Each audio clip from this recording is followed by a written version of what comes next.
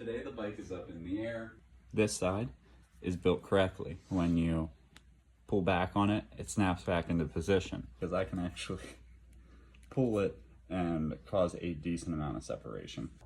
It's not supposed to do that. We have these new to me look carbon replacement pedals that we're going to be putting on instead.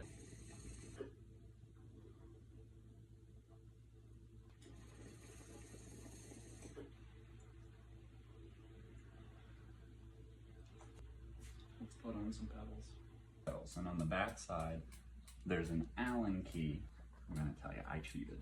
I loosened these earlier. Loosen it this way, where you just unscrew it out. For a more efficient way to remove your pedals, grab a hold of to the other side, pedal your bike forwards.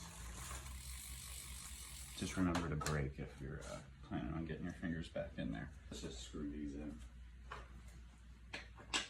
Come on, bike.